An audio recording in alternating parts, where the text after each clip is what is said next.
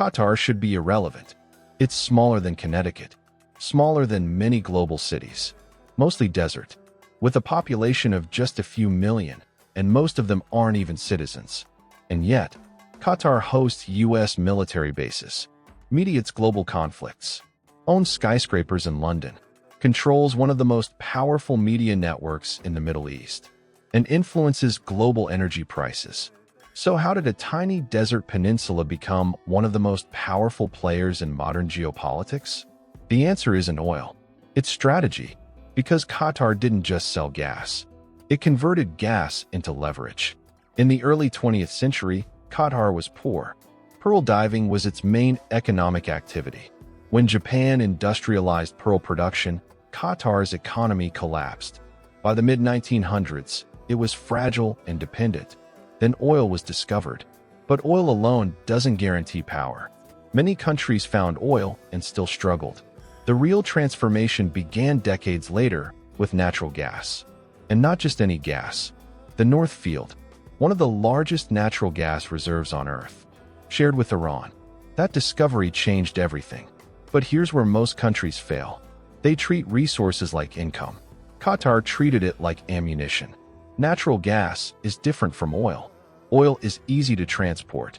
Gas isn't. At least it wasn't. To export gas globally, you must cool it to extreme temperatures, turning it into liquefied natural gas, LNG. That requires massive infrastructure, massive capital, massive coordination. Most countries hesitated. Qatar didn't. In the 1990s, it made a bold decision. Invest aggressively in LNG technology. Not cautiously, aggressively. While others debated, Qatar built processing plants, export terminals, shipping fleets, long-term contracts with Asia and Europe. And slowly, it became the world's largest LNG exporter. Here's the strategic layer. Gas contracts are long-term, 15 years, 20 years, sometimes longer. That means influence becomes embedded. When countries depend on your energy supply, they don't just buy gas. They calculate around you. Energy creates dependence. Dependence creates leverage. Leverage creates power. But Qatar didn't stop at energy. Because energy wealth alone is fragile. Most resource-rich nations make the same mistake. They spend. Qatar invested.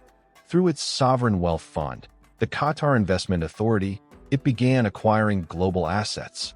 Skyscrapers in London, luxury hotels in Paris, major stakes in European corporations, sports clubs, infrastructure. Why? Because owning assets abroad buys insulation. If regional instability hits the Middle East, Qatar's wealth remains globally distributed. It's not just rich, it's diversified. And diversification is protection. Then came media. In 1996, Qatar launched Al Jazeera.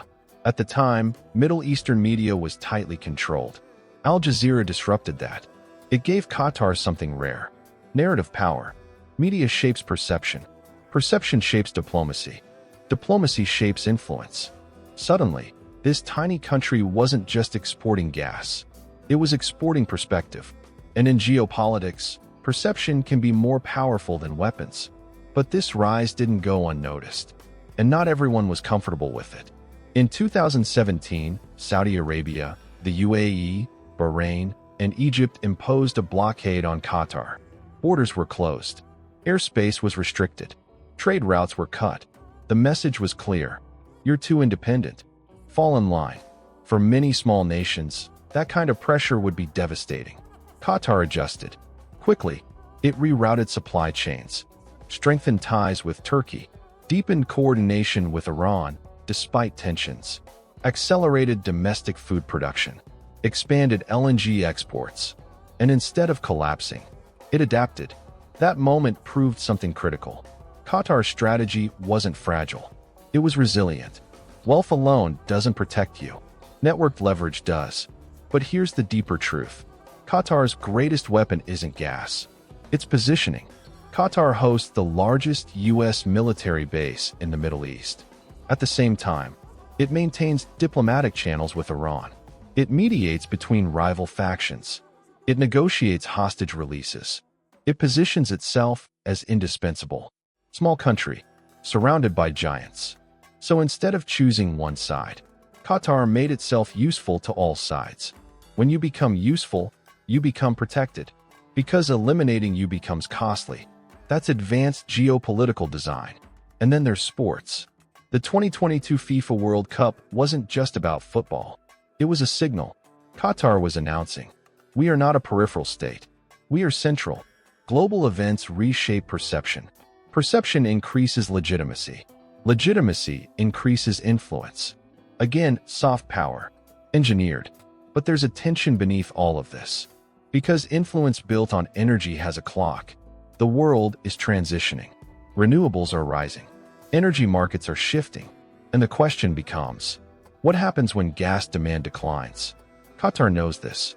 That's why it continues expanding LNG capacity now, while simultaneously investing abroad. It's maximizing present leverage, while building post-energy insulation. Few nations think in dual timelines. Qatar does. Zoom out.